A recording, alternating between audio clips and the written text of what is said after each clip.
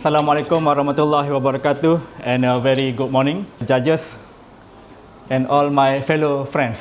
I believe we are all in education sector. I am Muhammad Bazlan bin Bokti from Kota Baru, Kelantan, Malaysia. And this is our project developed by us of 5%, which is from Kementerian Pendidikan Malaysia, Ministry of Education Malaysia, but they cannot come here today because they have to do their job in the country. And with me today is three of my friends from Perak, Pahang and Sarawak, Malaysia. Today I'm giving an explanation about Rimba. Rimba is the acronym for our project, which is mainly about managing the education data.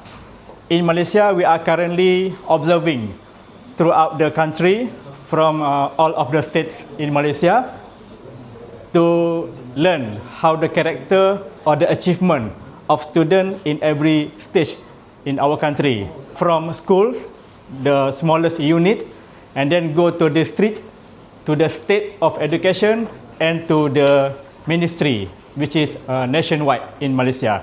Now we are focusing in Aborigine people or native people in Malaysia, which is we call orang asli and peribumi. In peninsular region of Malaysia, they are orang asli, and in Sabah Sarawak, the Borneo region, we have peribumi or native of the Sabah and Sarawak.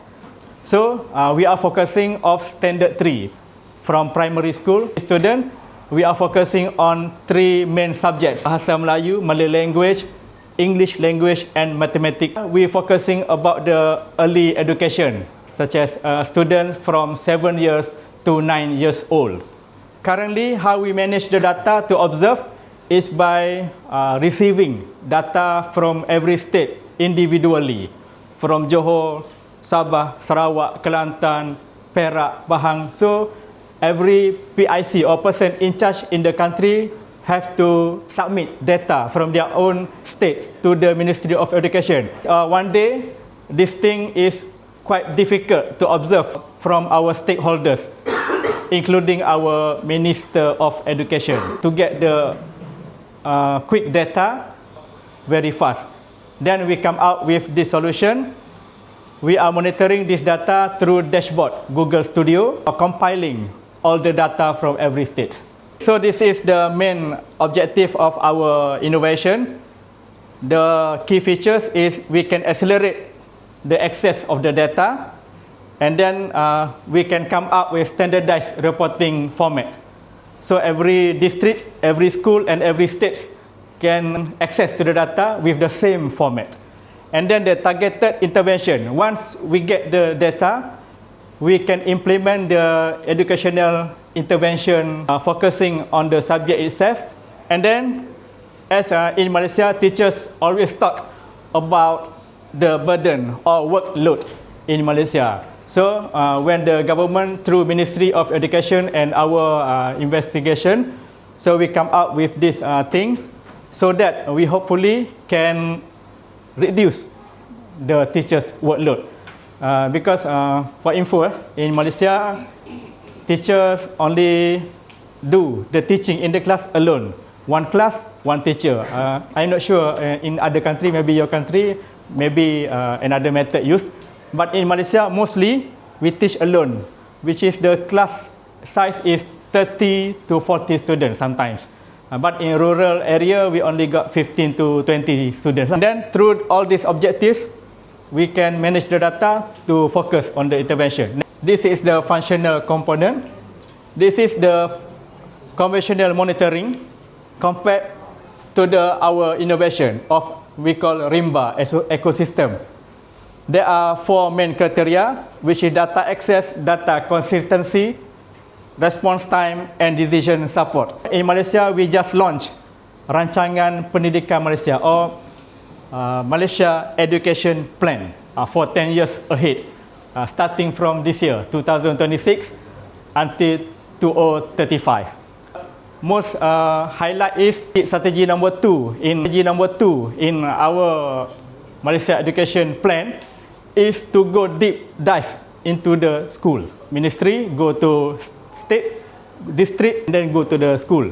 The findings is the increasing of speed, responsiveness. In Malaysia, when we submit the data to the ministry or to the government, we have to clean it up through verification. And we recognize, is it the school-based assessment valid or not? Quality control in their school. So we as the State Department officer, and by using this dashboard, we can access the school directly. This is the critical factor, so we have to overcome all this. Using the data, we can come up with a focused intervention so that the achievement of the students will increase focusedly. Thank you.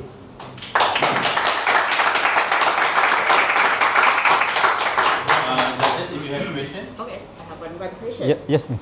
For smaller school with limited resources, what would you recommend that they begin when they adopt the AI and like the bot assist? Okay, from the school. Yeah. Okay, thank you, miss. From the school perspective, all the teachers in the school have to report the data twice a year. In Malaysia system or school-based assessment. The school-based assessment carry out throughout their teaching, and then they report. After they report, they can come out with the KPI, key performance indicator, so they can compare the school's achievement compared to ministry KPI. So the intervention, what we need the teacher to come out is based on differential learning that we contribute to all teachers in Malaysia by differential learning, pedagogy, differentiate in pedagogy.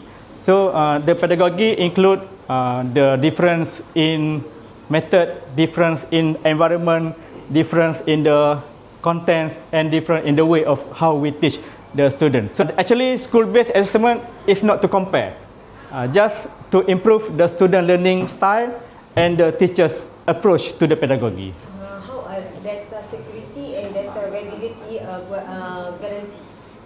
Okay, thank you, Miss. Okay, this is the main concern when we start to come out with the design of the dashboard about data security. As we are using based on Google Data Studio, the ministry only give access to the officers with government official ID, Ministry of Education Malaysia. So all the Malaysia practitioners in education have the unique ID for security. Thank you, sir.